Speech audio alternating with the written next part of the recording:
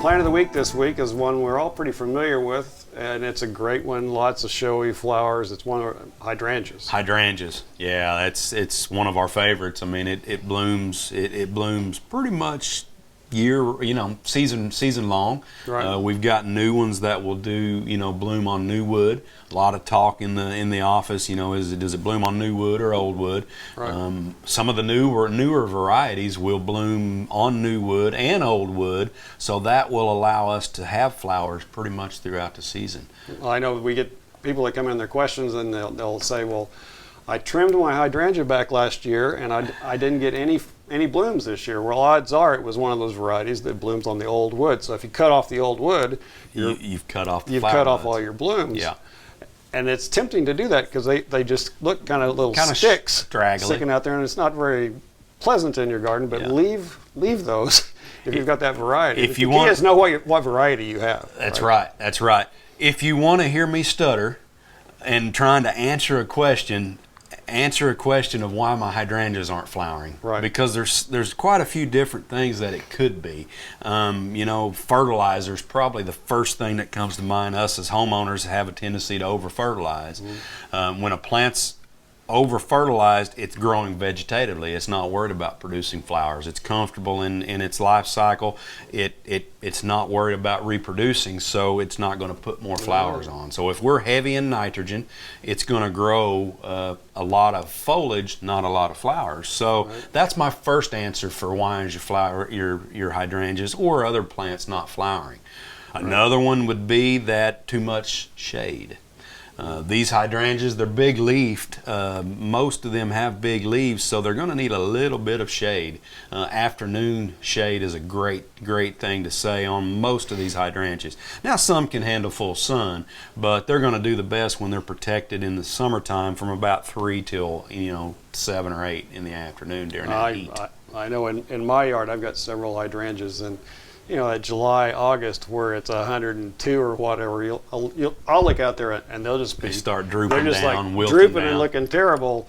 But you wait till sundown and you look out there and they'll be coming back up. It's those big leaves, that transpiration. Yeah. Right. Yep. I mean, they're losing water faster than they can suck it up. Yeah, and we've grown them a bunch throughout, May and June, trying to get a lot of foliage out there, and sometimes we put too much, and that's what's happened. We've grown them too much in the May, June time, and then July and August comes, and they just start wilting, and sometimes they'll wilt enough to burn on the outside of the edges. So if we are doing that, it may be too much sun.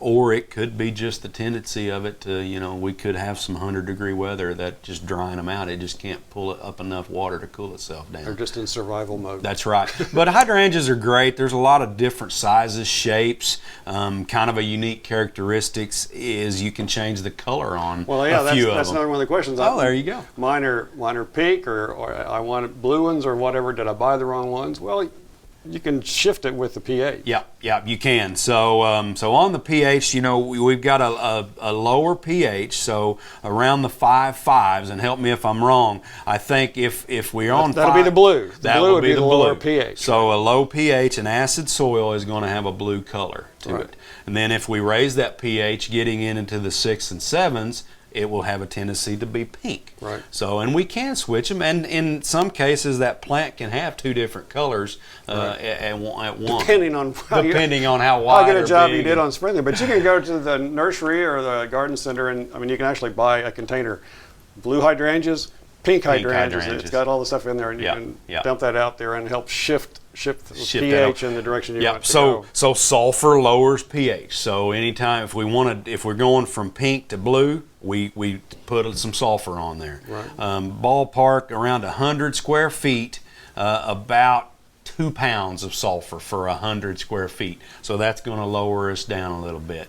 And on the other end of that spectrum, we're going to raise soil pH with lime. So on that, we put about 8 to 10 pounds per 100 square feet of lime. It's going to take a little while. It's going to take 3 to 6 months depending on your soil type and how it's made up, but it will eventually change it and change some colors on those. So it's kind of a fun thing about hydrangeas. It's not one of those that you buy the color change and you go out and sprinkle sprinkle just go out and sprinkle it on it. Go out the next morning and expect it to be a different color. But I'd go out to the nurseries. These are, you know, everybody needs a hydrangea. There's usually an area in your flower bed that's shady enough, or, you know, afternoon shade. Hydrangeas will be a good choice. They love high organic matter, well watered, well drained. They will do great. But and fall. Fall's good time as well. Fall, you know, planting right now is a good time for those as well. Nursery stock's getting, you know, they're going to have some good deals out the nursery. But I think you'll love a hydrangea. Lots of sizes, shapes. I think the next slide. Well, it's the one we tend to forget a lot of times when we're talking hydrangeas, but it's the oak leaf hydrangea. Oak leaf, yeah, oak leaf's cool. It's one that'll handle full sun. That you can plant it out directly. But these flowers will tend to stay around all winter. They'll use them for dried arrangements throughout the winter as well. But great plant. Again, different sizes. You can get up to 6 to 8 foot tall on the full size oak leaf, or you can get kind of a peewee version that doesn't get much more than 2 foot tall. So just like any other varieties, they do well. But again, this one does good on old wood. It flowers good on old wood, so we don't want to do a lot of pruning on that. But like I said earlier, the newer varieties like Endless Summer, there's quite a few different newer varieties that will bloom on new wood, and that can help us as well. Right. One thing I forgot to mention on the other variety of hydrangeas, sometimes a hard freeze. If we have a really cold winter, since they do bloom on old wood and those buds are already set up high. If they freeze those, you're not going to get any flowers. Yeah. So we got weather, we got pH, we got all these things to. Yeah, there's a lot of different issues that it could be, and you know, pruning. Just be careful about pruning too much on any of them. You know, I've got one that's about waist high, and it doesn't flower very well, but it's on the north side of my house, and it doesn't get a lot of sun. And I think that's what I blamed. My wife was asking me a month ago why isn't it blooming, and it just doesn't have enough sun. So I've got a choice whether I want to pop it out of the ground, and it's big, whether I want to pop it out of the ground and move it to a sunnier location, or just kind of live with what it is. And I'm living with it right now until the scales are tipping. Yeah, that's right. That's right. But you know, why is the hydrangea not blooming? That's a fun, tough question, and it's a harder question. But I start with fertility, then I go to sun, and then I ask about your pruning. So there's quite a few things that it could be, and sometimes, who knows? It just may not. It may not be happy there for some reason, and it may not ever flower like you would like it to. So if that's the case, pop it out of the ground, move it to another location, and see. And then if that doesn't work, pull it out and get another one. Yeah, good plant. Don't give up on it. Looks great. Got to have one. Got to have one or two in your yard. Definitely.